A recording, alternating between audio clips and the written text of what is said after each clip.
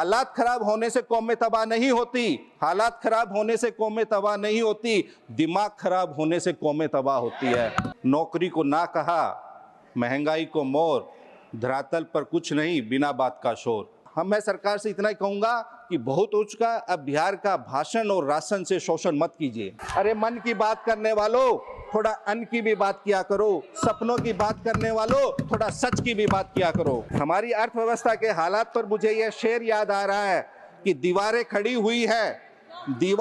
हुई हैं लेकिन अंदर से मकान गिर रहा है। जीडीपी हमारे एम्बिशंस को माप सकती है लेकिन हमारी कंडीशन को नहीं माप सकती। इस पर इतना ही कहना चाहूंगा कि मुद्दतों पुरानी दीवार को कब तक कलाकारियों से नया करते रहेंगे। बुनियाद दिन ब दिन कमजोर होनी ही है, दीवार रंगीन ही सही गिरनी ही है। बिहार में भोजपुरी में कहावत है, गाछ में कटहल होठ में तेल। यानी जब कटहल पेड़ पे रहता है तो लोग होठ पे तेल लगा लेते हैं। तो पिछले 10 वर्ष से वहाँ की सरकार और बिहार के लोग झोली फैला के खड़े हैं कि कब कटहल से पेड़ गिरेगा,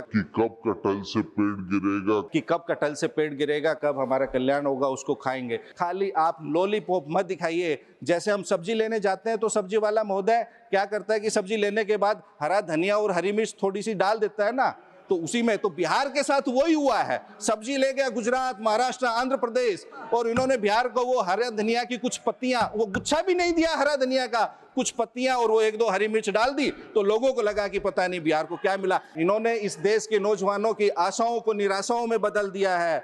नोटबंदी ने आबाद व्यापार को बर्बाद कर दिया है। अगर आपको जीएसटी लगानी है तो आप नफरत घृणा पे 100% जीएसटी लगाइए, बल्कि जुमलों का एक दस्तावेज है।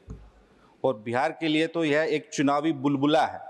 1,65,000 करोड़ का माननीय प्रधानमंत्री ने 2015 में एक तरह से बोली लगाते हुए कहा था कि 1,65,000 करोड़ का। बिहार के लिए बजट में घोषणा यहाँ संसद से शुरू होती है और संसद में ही खत्म हो जाती है। यहाँ की घोषणाएं दिल्ली का बॉर्डर भी पार नहीं कर पाती। बिहार तो फिर भी 1,000 किलोमीटर दूर है। इनकी जो घोषणाएं हैं वो बिहार में बने हुए पुलों की तरह हैं। कागजों में तो ये घोषणाएं बहुत शानदार, लंबी, चौड़ी और चमचमाती हुई नजर आती है, लेकिन धरातल पे उतरते हुए ही जैसे बिहार में वो भर भरा कर पुल गिर जाते ही ऐसे ही इनकी घोषणाओं का हश्र होता है। 65 माइल्स की दूरी में ये चारों एयरपोर्ट हैं। 65 miles and around 57 nautical miles. क्या वाइबिलिटी होगी चारों एयरपोर्ट्स की? आप इधर सोनपुर में बनाएंगे, इधर राजगीर में बनाएंगे, बीच में पटना और बिहटा का ऑलरेडी एग्जिस्टिंग है। तो उसका उद्देश्य क्या है? उद्देश्य यही है 65 माइल्स में अगर इस देश में 4 एयरपोर्ट कहीं होंगे तो हमारा भी ज्ञानवर्धन कर दीजिएगा। हम तो माननीय वित्त मंत्री और आप सरकार से कहना चाहेंगे इन एयरपोर्ट्स की क्या वाइबिलिटी होगी। 65 माइल्स में 4 एयरपोर्ट जो आपने प्रपोज किए हैं। बोलते हैं कि 2005 से पहले तो सृष्टि नहीं थी, जैसे कहते हैं 2014 से पहले कुछ नहीं होता था। तो 2005 से पहले बिहार में इंटरनेशनल फ्लाइट चलती थी। नेशनल रिसर्च सेंटर फॉर मखाना की स्थापना हुई थी, 23 साल से कार्यरत है।